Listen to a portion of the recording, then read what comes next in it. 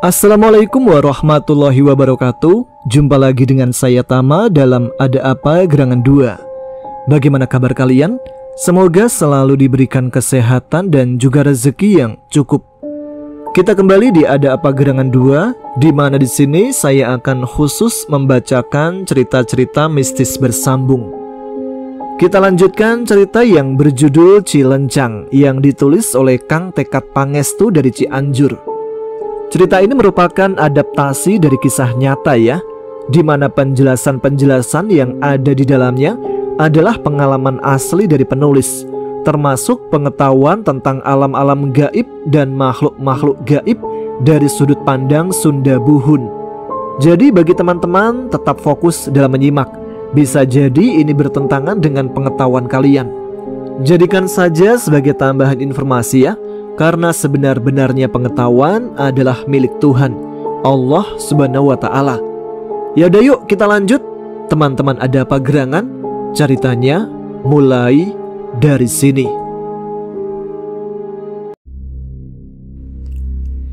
Tubuh Rangga melayang di perlintasan dimensi, melintasi ruang gaib yang terasa tak berujung. Di sisi kirinya, sosok Wanakapi berwujud surili belang tampak melayang anggun. Di kanan, Satawisaya yang menyerupai kelelawar abu-abu perak mengepakkan sayapnya dengan irama lembut. Sementara itu, di belakangnya, Jayalaga dalam rupa harimau putih bergerak penuh wibawa, memimpin di depan mereka. Balawisaya, ular sanca merah yang besar dan gagah, tampak meluncur cepat dengan gerakan meliuk yang penuh kuasa. Kelima sosok itu bergerak serempak melalui terowongan besar yang melintasi antar dimensi. Terowongan itu tampak seperti pipa raksasa dengan dinding transparan. Dari dalam, Rangga bisa melihat keluar terowongan. Namun apa yang ada di luar hanyalah kabut pekat keperakan, begitu tebal hingga menutupi segalanya. Pemandangan itu menimbulkan perasaan sunyi yang mencekam, seolah-olah dunia di luar terowongan tidak pernah mengenal cahaya. Namun, di ujung terowongan, sebuah cahaya terang menyala memanggil. Rangga tidak mendengar suara apapun, tetapi batinnya yakin bahwa itu adalah tujuan mereka. Di sana, cahaya itu menjadi petunjuk ke alam rawayan tempat yang akan mereka tuju. Selama perjalanan, tubuh Rangga merasakan sensasi-sensasi aneh yang sulit ia jelaskan. Dimensi ini berbeda dari apapun yang pernah ia alami. Waktu di tempat itu terasa aneh. Di luar terowongan sebelah kiri dan bawah, waktu seolah melesat cepat. Sebaliknya, di sisi atas dan kanan, waktu bergerak sangat lambat. Tubuhnya juga beberapa kali tersengat oleh kejut-kejut kecil yang seperti arus listrik. Kadang menimbulkan rasa geli, namun lebih sering meninggalkan sensasi nyeri menusuk. Perjalanan terus berlanjut, hingga akhirnya cahaya terang di ujung terowongan semakin mendekat. Balawisaya meluncur lebih dulu, tubuh merahnya menembus cahaya tanpa ragu. Rangga menguatkan diri dan mengikuti. Saat tubuhnya menyentuh ujung terowongan, ia merasakan sensasi seperti menembus lapisan air yang lengket. Segala gerakannya melambat, seolah waktu memaksanya berjalan dalam slow motion. Ketika akhirnya ia berhasil melewati lapisan dimensi itu, tubuhnya diserang oleh getaran hebat. Mata Rangga menyipit, dihujani oleh kerjapan cahaya terang yang menyilaukan. Tubuhnya bergetar keras, seakan sedang menyelaraskan frekuensi dengan dunia baru ini. Setelah beberapa detik, semua sensasi itu lenyap. Namun, sebuah hal yang tidak terduga terjadi. Seiring dengan hilangnya berbagai sensasi aneh yang melanda tubuhnya sejak ia menjejakkan kaki di alam tersebut, sebuah kejanggalan baru mulai terasa oleh Rangga. Nafasnya tersengal, seperti ada dinding tak kasat mata yang membatasi paru-parunya dari udara di sekitarnya. Ia berusaha menghirup lebih dalam, namun udara yang masuk terasa hanya separuh. Dadanya terasa berat, seolah-olah sistem pernafasannya tidak selaras dengan alam tempat ia berdiri. Balawisaya yang menyadari keadaan Rangga segera berkata, "Saudaraku, apakah kau mampu membuat perlindungan gaib bagi tubuhmu? Nada bicaranya mengandung peringatan. Tanpa selubung perlindungan gaib, tubuhmu akan sangat kepayahan berada di alam rawayan yang bukan alam bagi tubuhmu. Sedangkan di alam berkasa nanti, keadaannya akan jauh lebih memberatkan dibanding alam ini. Sebelum Rangga sempat merespon, Jayalaga menyusul menambahkan, bila engkau berkenan, kami bisa membantu membuatkan selubung perlindungan gaib untuk tubuhmu. Tawaran itu disampaikan dengan nada yang lembut namun mendesak, menegaskan pentingnya keputusan yang harus segera diambil. Namun Rangga yang tengah bergulat dengan udara yang terasa semakin menipis, segera mengangkat tangannya. Dengan suara tertahan ia berkata, izinkan aku melakukan ikhtiar perlindungan sesuai dengan amalan nabiku. Ucapnya penuh keteguhan, mencerminkan keyakinan yang tak tergoyahkan. Dengan perlahan, Rangga merapatkan kedua tangannya, membentuk posisi telapak tangan seperti orang yang sedang berdoa. Gerakannya penuh ketenangan, mencerminkan keyakinan yang telah mengakar dalam dirinya. Bibirnya mendekat ke telapak tangan, lalu ia mulai melantunkan surah Al-Fatihah, ayat kursi, dan 3 surat Qul dengan penuh kekhusyuan. Setiap kali selesai membaca, ia menghembuskan nafas ke bagian dalam telapak tangannya. Setelah selesai, ia mengucap basmalah, kemudian menyapukan kedua telapak tangan itu ke seluruh tubuhnya, memastikan tidak ada bagian yang terlewat. Seketika itu, sesuatu yang luar biasa terjadi. Sebuah kemilau cahaya mulai muncul dari tubuh Rangga. Perlahan namun pasti, Rangga menyelubungi dirinya sepenuhnya. Udara yang tadinya terasa menyesakkan, kini mengalir lancar ke dalam paru-parunya. Kesulitan bernafas yang sebelumnya menyiksa pun lenyap. Rangga menghela nafas panjang, penuh rasa syukur, dan mengucapkan, Alhamdulillahirabbil alamin. Segala puji bagi Allah, Tuhan semesta alam. Balawi saya yang menyaksikan kejadian itu dengan mata penuh kekaguman segera bersuara, luar biasa. Hal ini semakin menguatkan keyakinanku bahwa engkau akan mampu membantu kami menyelesaikan semua permasalahan ini, saudaraku. Rangga menatap Balawi saya sambil tersenyum ringan. Segala puji hanya milik Allah, ucapnya dengan tulus. Alhamdulillah, segala puji atas pertolongannya. Balawi saya dan ketiga hulu balang bunian pun tersenyum lembut mendengarnya. Saat tubuh dan pandangannya kembali normal, Rangga tertegun melihat sekeliling. Alam rawayan terasa begitu dingin, menyerupai suasana pegunungan.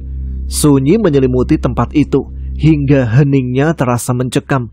Kabut tebal menggulung seluruh wilayah, menciptakan suasana ngeri yang membuat Rangga bergidik. Kabut itu tampak menyembunyikan rahasia yang tidak ingin ia ketahui. Namun, penglihatannya mulai menyesuaikan diri.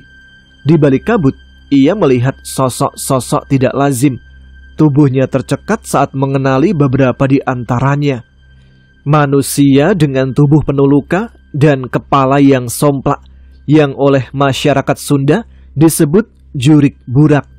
Lalu kuntilanak yang tangannya mengayun tanpa menggendong apapun, dan makhluk kecil bertubuh buntet yang sedang berjinjit-jinjit ke kiri dan ke kanan, entah sedang melakukan apa. Melompat-lompat tak tentu arah. Mereka semua tampak tenggelam dalam kesunyian, bergerak tanpa peduli satu sama lain, seolah-olah mereka hidup sendiri. Tak ada siapa-siapa, tidak melihat apa-apa, dan tak peduli dengan keadaan di sekitarnya. Sungguh keadaan mereka seperti bayang-bayang yang kehilangan jiwa. Tiba-tiba, suara berat Jayalaga memecah keheningan. Ini adalah alam rawayan, alam bagi makhluk-makhluk rendahan tak berbangsa. Mereka adalah makhluk-makhluk buangan dari setiap kaum mereka sendiri. Setiap makhluk gaib manapun yang lahir dalam keadaan cacat dan gila pasti dibuang di tempat ini. Sungguh tradisi yang nista. Serunya, ada rasa muak terpancar pada nada suaranya, menunjukkan ketidaksukaannya terhadap tradisi tersebut. Hanya bangsa Bunian, Danghyang, Upari, Musa dan Wiyati yang tidak pernah merasakan tradisi nista seperti ini. Tambahnya tajam. Batin Rangga berkecamuk. Dilahirkan? Apakah itu berarti makhluk gaib beranak pinak? Pikirnya. Satawisa kemudian berkata sambil tersenyum. Semua suara hati dan pikiranmu akan dapat terdengar jelas oleh kami, para makhluk gaib. Kami dapat melihat dusta atau kebenaran yang ada pada seseorang. Oleh karenanya, tidak usah sungkan mengutarakan semua yang ingin kau tanyakan. Senyum lembut dan isi perkataan Satawisa membuat Rangga merasa malu sendiri. Ia pun segera berkata, maafkan keresahan pikiranku. Sudah menjadi tabiat kami selalu berada dalam pergulatan batin. Ucapnya seraya ikut tersenyum. Sutawisa terlihat mengangguk, tanda ia memahami apa yang sedang Rangga alami. Satawisa kembali berkata, semua makhluk gaib di bawah langit pertama beranak pinak. Hanya mereka yang di atas langit seperti malaikat yang tidak.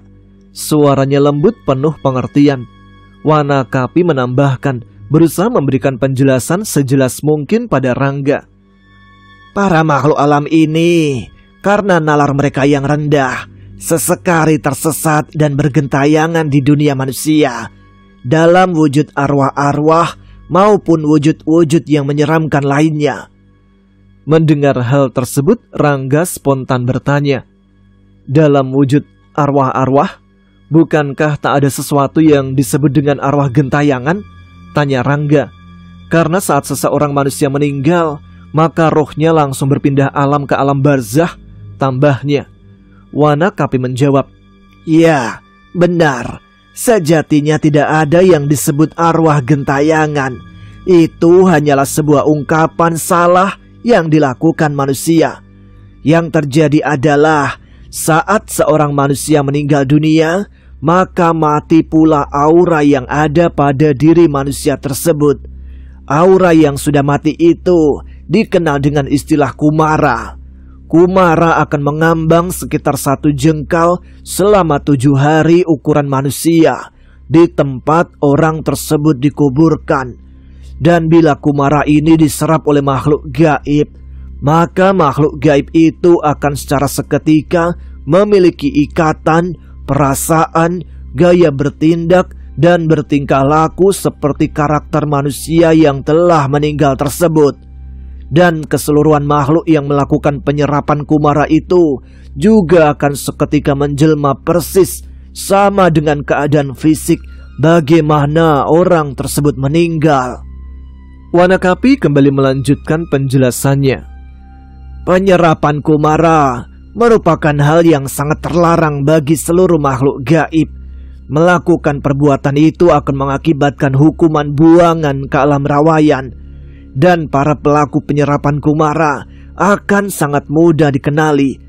Karena setelah mereka menyerap kumara dan menjelma jadi sosok yang menggambarkan wujud fisik seseorang yang meninggal, maka untuk seumur hidupnya ia akan berwujud sosok tersebut tanpa bisa kembali merubah wujud ke sosok asli makhluk tersebut.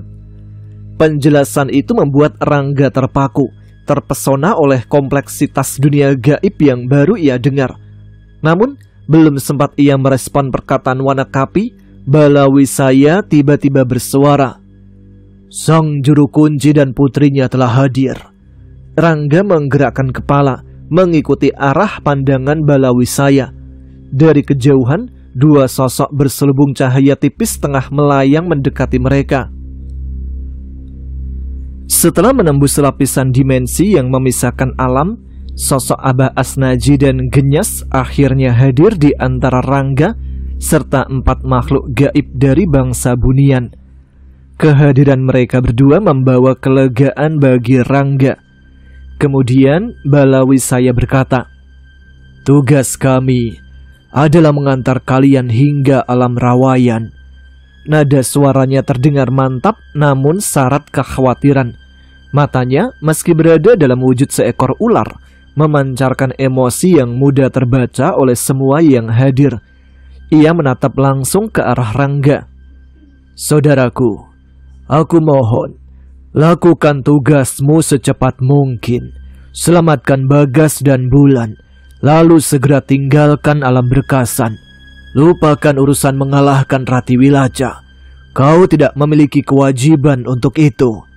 Suaranya terdengar getir, seolah ia memahami bahaya besar yang mengintai.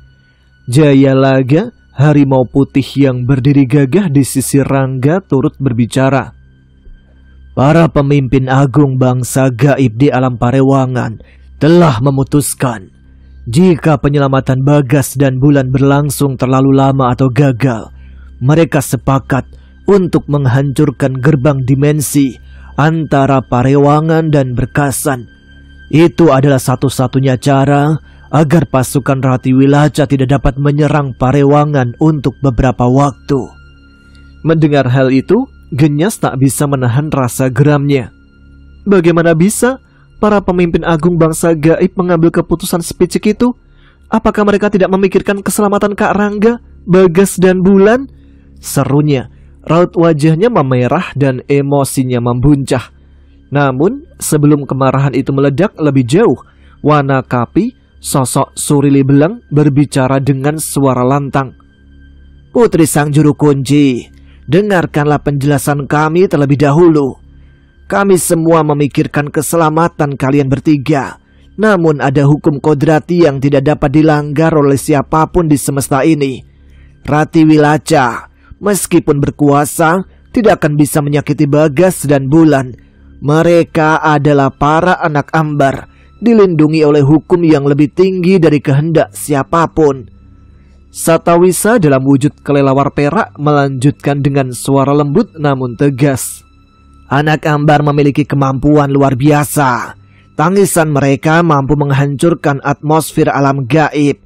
Rati Wilaca pasti tahu ini. Ia tidak akan membiarkan mereka tinggal terlalu lama di Berkasan. Lambat laun, ia pasti akan melepaskan mereka. Bahkan jika gerbang dimensi Parewangan Berkasan dihancurkan, Bagas dan Bulan tetap bisa kembali ke Parewangan melalui rawayan dan dimensi manusia. Atas dasar itulah, para pemimpin agung meminta bantuan manusia untuk menyelesaikan masalah ini. Saat Rangga berhasil menyelamatkan Bagas dan Bulan serta kembali ke alam rawayan, tugas kalian para juru kunci adalah menyegel gerbang dimensi alam rawayan dan Berkasan, sehingga para prajurit Rati Wilaca tidak bisa menembusnya. Dengan hancurnya gerbang dimensi alam Parewangan Berkasan serta segel pada gerbang dimensi rawayan yang selalu terjaga oleh para juru kunci, niatan Rati Wilaca untuk menggempur alam Parewangan akan mengalami kebuntuan. Kata-kata mereka perlahan meredakan amarah Genyas. Ia menarik nafas panjang, berusaha memahami penjelasan itu.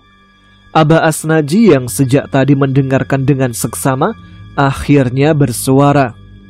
"Setiap gerbang dimensi yang hancur akan pulih setelah beberapa waktu," katanya pelan seolah berbicara dari kumpulan pengetahuan kuno yang diwariskan turun-temurun. "Kami para juru kunci alam gaib memiliki pengetahuan turun-temurun bahwa peristiwa hancurnya gerbang dimensi pernah terjadi pada zaman Raja Sulaiman, seorang raja dari bangsa manusia yang memiliki ilmu hikmah sangat besar. Namun pertanyaanku adalah, berapa lama waktu yang dibutuhkan gerbang dimensi untuk pulih?" Balawi saya menjawab dengan nada berat. 100 tahun waktu kami, setara dengan 3000 tahun waktu manusia. Para pemimpin agung sepakat untuk menghancurkan gerbang dimensi Parewangan Berkasan setiap 100 tahun sekali, dan dengan segel yang dijaga oleh para juru kunci pada gerbang dimensi rawayan Berkasan, maka alam Berkasan yang terisolasi akan menjadi kacau. Suhu, energi, dan atmosfer alamnya akan bergejolak hebat. Saat itu terjadi, dipastikan akan melahirkan kerusuhan para penghuninya. Mereka semua akan berontak dan menangkap Rati Wilaca, serta menyerahkan Rati Wilaca sebagai pertukaran dibukanya kembali gerbang Rawayan Berkasan dan gerbang Parewangan Berkasan. Semua yang hadir mendengarkan penjelasan itu dengan seksama. Akhirnya mereka mulai memahami semua kerumitan situasi ini, sekaligus menyadari pentingnya peran mereka dalam menyelesaikan permasalahan tersebut. Melihat para manusia telah sangat mengerti keadaan yang ada, Balawisaya dan ketiga bangsa bunian lainnya berpamit. Balawisaya berkata, "Selalu waspada dan jaga diri kalian. Semoga keselamatan dan kesejahteraan Tuhan selalu menyertai langkah kalian," ucapnya penuh harap. Balawisaya, Jayalaga, Wanakapi, dan Satawisa kemudian bersiap pergi. Dengan gerakan penuh wibawa, keempat sosok gaib itu melesat kembali, menembus lapisan dimensi, menuju terowongan yang akan membawa mereka kembali ke dunia manusia, menuju alam Parewangan. Rangga, Aba Asnaji, dan Genyas berdiri mematung. Perasaan mereka campur aduk, tetapi tekad mereka kini telah bulat. Tugas mereka di alam Rawayan akan segera dimulai. Mari kita tidak membuang-buang waktu. Nak Rangga, ikuti kami. Tanpa banyak kata, Aba Asnaji memimpin mereka bertiga melintas, melesat menuju langit Rawayan, menuju gerbang dimensi yang menghubungkan alam Rawayan dengan alam Berkasan. Dalam perjalanan itu, Rangga tak bisa menahan rasa takjubnya. Mata dan pikirannya dipenuhi oleh berbagai penampakan makhluk gaib yang melintas di sekitar mereka. Sosok-sosok dengan wujud aneh, mengerikan, bahkan menyerupai manusia, tampak bergerak tanpa arah. Di tengah keterpukauannya, Rangga merenung dalam hati. Mungkin ini alasan mengapa banyak makhluk gaib menyerupai manusia. Selain kemampuan mereka berubah wujud, proses penyerapan kumara juga menjadikan mereka cerminan dari manusia di saat terakhir kehidupannya. Sosok hancur karena kecelakaan, tubuh tua renta, anak-anak kecil, semuanya. Lamunan Rangga terhenti oleh suara tegas Aba Asnaji. Nak Rangga, jaga baik-baik pikiranmu. Selalulah waspada, jangan sampai dirimu lengah. Hal-hal yang akan Nak Rangga hadapi nanti bukanlah hal yang sepele, namun penuh bahaya dan keburukan. Rangga tersentak. Ia sadar telah membiarkan pikirannya teralihkan oleh hal-hal yang tidak penting. Hatinya dipenuhi rasa syukur atas nasihat itu, dan ia segera melantunkan surat An-Nas dalam batinnya.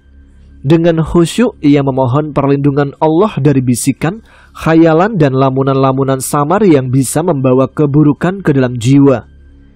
Setelah waktu yang terasa cukup lama, mereka bertiga akhirnya tiba di tujuan. Di depan mereka berdiri tegak gerbang dimensi penghubung antara alam Rawayan dan Berkasan. Wujudnya menjulang sekitar 5 meter ke atas, lebar dan kokoh, seperti batas terakhir dunia nyata. Namun aura yang terpancar dari gerbang itu menciptakan atmosfer yang mencekam. Kabut berwarna perak menyelubungi gerbang itu, melingkar-lingkar seperti makhluk hidup. Sesekali, kabut itu memancarkan kilatan cahaya terang menyerupai petir, membelah udara dengan suara gemuruh yang terasa hingga ke tulang. Sekalipun gerbang tersebut tampak gelap dan kelam, namun ia terlihat transparan, memberikan sekilas gambaran kecil apa yang ada di baliknya. Semakin dekat mereka ke gerbang itu, semakin berat atmosfer di sekitarnya. Tidak hanya tubuh mereka yang terasa tertekan, sesuatu yang tidak kasat mata menyusup ke dalam pikiran mereka, mengacak-acak jiwa. Rangga merasa pikirannya seperti dipecah-pecah. Kesadarannya antara realitas nyata dan maya menjadi kabur. Sensasi itu hampir membuatnya limbung, hingga Aba Asnaji mengambil langkah cepat. Sang Abah merapalkan doa dalam bahasa yang hanya dipahami dirinya. Sambil berkomat-kamit, ia menggambar garis tengah lingkaran di tanah dekat gerbang tersebut. Setelah selesai, mereka bertiga berdiri di dalam lingkaran tersebut. Tiba-tiba, energi menyerupai kristal muncul, membentuk selubung pelindung di sekeliling mereka. Ini adalah pagaran gaib, ujar Aba Asnaji. Suaranya tenang namun tegas. Selubung ini akan melindungi kita dari gangguan makhluk rawayan selama prosesi berlangsung. Setelah memastikan perlindungan itu kokoh, tanpa aba-aba, Genyas maju ke depan. Dengan mantap ia mulai merapalkan mantra Sarwaloka, sebuah mantra kuno yang diwariskan para juru kunci.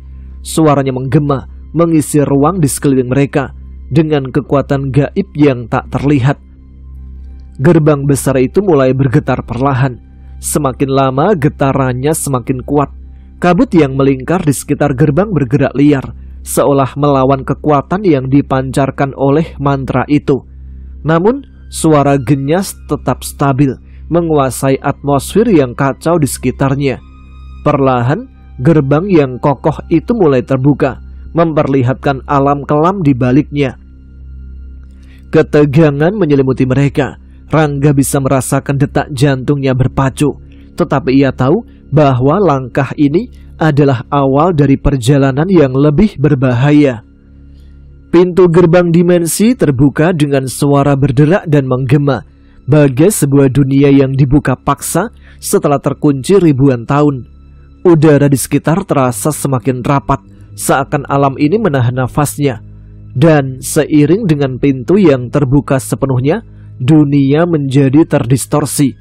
Sesekali terlihat ada bentuk-bentuk yang melintas cepat, bayangan besar yang tampak berpindah-pindah tempat di alam yang kelam. Takjub sekaligus ngeri, perasaan itu bercampur aduk, seperti melihat sesuatu yang luar biasa memikat, namun dipenuhi dengan ancaman yang tak nampak. Semua yang ada di balik pintu itu terasa mengundang, sekaligus juga mengintimidasi, bagai sebuah dunia yang dipenuhi rahasia gelap yang menunggu untuk diungkap. Rangga melangkah maju menembus gerbang itu.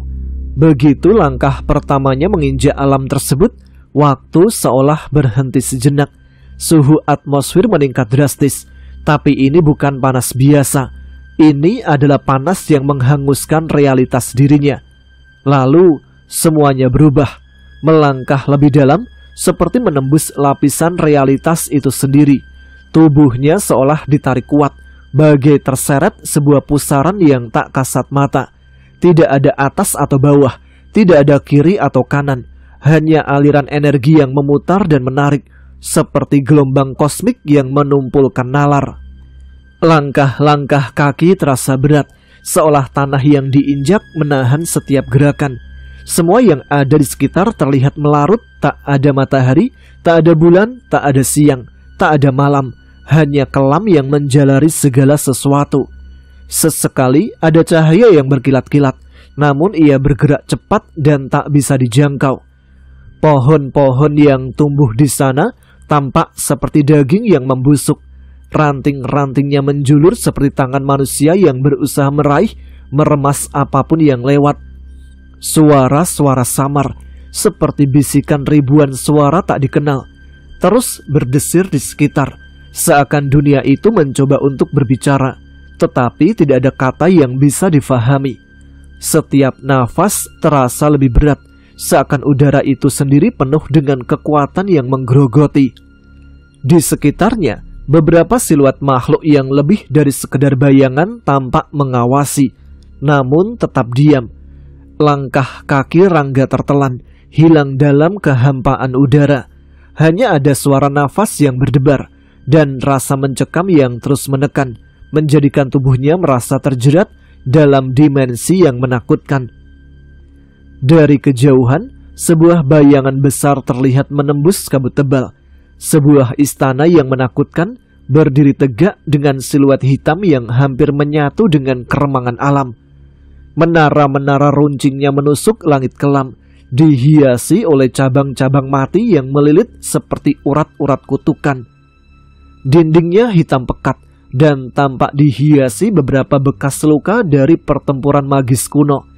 Sebuah cahaya biru berpendar redup dari jendela-jendelanya yang tinggi, seolah menjadi mata yang mengintip ke dalam jiwa siapapun yang berani mendekat. Di sekitarnya, pepohonan kering melengkung seperti tangan-tangan putus asa yang meraih langit. Tanah di bawahnya retak, mengeluarkan aroma keputusasaan yang tertahan di udara. Kelelawar hitam terbang berputar-putar di atas istana, menambah kesan bahwa tempat itu bukan hanya kediaman makhluk gaib biasa, tapi juga pusat dari segala kejahatan yang ada. Di gerbang alam rawayan, Abah Asnaji berkata, "Kemungkinan besar di istana itulah Bagas dan Bulan disekap. Abah akan ikut masuk ke alam berkasan untuk beberapa waktu, guna membuat pagaran gaib di sekitar gerbang dimensi," tambahnya tegas. Tanpa ragu, Abah Asnaji melangkah maju melintasi gerbang dimensi. Begitu tubuh Sukmanya melewati batas gerbang, rasa nyeri yang luar biasa segera menyergapnya. Setiap inci tubuhnya terasa ditusuk-tusuk puluhan jarum tajam yang sangat menyengat. Seketika Abah berseru, tubuhnya terjatuh berlutut ke tanah, mencoba bertahan dari siksaan yang tak tertahankan. Rangga terpekik, kakinya hampir melangkah untuk mendekat. Namun sebelum ia sempat bergerak lebih jauh, Abah Asnaji mengangkat telapak tangannya, memberi isyarat agar Rangga tetap di tempat. "Abah tidak apa-apa, nak. Lanjutkan penyelamatanmu terhadap Bagas dan Bulan. Setelah membuat pagar gaib, Abah akan lekas kembali ke alam rawayan. Atmosfer di sini terlalu berbahaya bagi Sukma Abah." Lanjutnya menguatkan dirinya untuk berdiri. Meski tubuhnya masih gemetar, Abah Asnaji segera memulai prosesi pagaran gaib. Dengan gerakan yang penuh konsentrasi, ia membentuk lingkaran energi pelindung di sekitar gerbang dimensi. Selubung kristal transparan mulai terbentuk, berdiri kokoh dan memancarkan cahaya lembut yang mengusir energi gelap di sekitarnya. "Sudah selesai," gumamnya lega. Ia segera melangkah kembali melewati gerbang dimensi, meninggalkan atmosfer mencekam alam berkasan. Setelah tiba di alam rawayan, Abah Asnaji memandang Rangga dengan mata yang penuh keyakinan. "Kuatkan dirimu, nak. Semoga pertolongan Tuhan mempermudah jalanmu." "Amin, Allahumma amin," jawab Rangga lirih namun mantap. Ia membalikkan tubuhnya, mengarahkan pandangan kembali ke istana gaib yang tampak seperti bayangan pekat di tengah keheningan. Dalam hatinya ia melantunkan doa, "Bismillahirrahmanirrahim. La haula wa la quwata illa billahil aliyul azim. Ya Allah, aku tak memiliki daya dan upaya tanpa pertolonganmu. Jika Engkau menolongku, maka tak ada yang dapat mengalahkanku. Namun jika Engkau mengabaikanku, siapa yang dapat menolongku selain Engkau, ya Allah? Oleh karenanya, aku bertawakal kepadamu, menyandarkan diri sepenuhnya pada daya dan kuasamu." Setelah itu, ia membaca surah Al-Fatihah. Kemudian, dengan penuh keyakinan, ia mulai melangkah maju menuju istana gaib tersebut. Setiap langkahnya diiringi lantunan doa-doa perlindungan, Al-Fatihah, Al-Ikhlas, Al-Falak, An-Nas, ayat kursi, dan doa-doa lainnya. Perlahan selubung cahaya di tubuh Rangga semakin bersinar terang. Cahaya itu tidak terang menyilaukan, tetapi memancarkan energi agung yang dapat melumat segala energi negatif di sekitarnya. Siluet makhluk gaib yang sebelumnya mengintai dari balik kegelapan segera menghilang, menjauh dari pancaran cahaya tersebut. Mereka tahu mendekati sosok itu berarti kehancuran. Semakin jauh Rangga berjalan maju ke wilayah istana, tubuhnya terlihat semakin kecil dari pandangan Abah Asnaji dan genyas. Keremangan cahaya alam berkasan membuat mereka kesulitan melihat dengan jelas. Hanya pancaran cahaya di tubuh Rangga yang membantu mereka melacak keberadaannya dari kejauhan. "Jika tidak ada cahaya itu, kita pasti sudah kehilangan jejaknya," gumam Abah Asnaji. Rangga terus melangkah dengan mantap. Meskipun pada jalan setapak menuju istana gaib itu mulai terlihat hadirnya sosok-sosok gaib yang menyeramkan. Sebagian dari mereka menyerupai hewan buas dengan wujud yang tidak dikenal di dunia manusia. Energi kebencian memancar dari tatapan mereka. Namun tidak satupun yang berani mendekat. Cahaya pelindung di tubuh Rangga terlalu kuat bagi mereka. Rangga tidak gentar. Ia ingat pesan gurunya bahwa memalingkan pandangan dari makhluk gaib adalah tanda kelemahan yang bisa dimanfaatkan oleh mereka. Tatapannya tajam, bagai menembus batin mereka, membuat makhluk-makhluk itu semakin enggan mendekat. Dari kejauhan, Genyes memandang Rangga dengan cemas. Ia bisa merasakan energi gelap yang berkumpul di sekitar Rangga semakin banyak dan kuat. "Abah, aku khawatir dengan keselamatannya," gumamnya penuh kecemasan. Abah Asnaji mengangguk. "Abah juga memiliki kekhawatiran itu, putriku. Tetapi jika engkau tidak fokus pada ritualmu, itu justru akan membahayakan Rangga. Tetaplah menjaga gerbang dimensi ini terbuka," serunya tegas. Genyes menarik nafas panjang, berusaha menenangkan dirinya. Ia kembali memusatkan pikiran pada mantra Sarwaloka yang ia rapalkan untuk menjaga stabilitas gerbang. Sementara itu, Rangga terlihat mulai tiba di wilayah bagian depan istana gaib. Di hadapannya terbentang pelataran yang lebih luas dari lapangan sepak bola manusia. Di pelataran itu barisan legiun prajurit gaib berjajar rapi. Rangga memandang ke arah mereka dengan tatapan penuh waspada. Ada prajurit yang menyerupai mayat hidup mengenakan busana perang. Ada yang berwujud makhluk laut bertubuh besar. Ada juga yang seperti penyihir berjubah gelap dengan wajah tersembunyi. Beberapa lain memiliki wujud mirip sukubus dan inkubus, seperti gambaran dalam mitos manusia. Meskipun ia tidak tahu pasti identitas mereka, Rangga teringat penjelasan Abah Asnaji. Mereka pasti gabungan dari bangsa-bangsa gaib, Ipri, Ririwa, Bancala, dan Danawa, pikirnya. Baiklah, sampai di sini dulu cerita yang berjudul Cilencang. Kita akan lanjutkan pada episode selanjutnya. Tuliskan pendapat kalian tentang cerita ini di kolom komentar ya. Tentunya juga supaya kalian agar tetap eksis. Baiklah, saya Tama sekarang harus pamit. Terima kasih yang sudah menyimak. Tetap semangat, jaga kesehatan. Wassalamualaikum warahmatullahi wabarakatuh.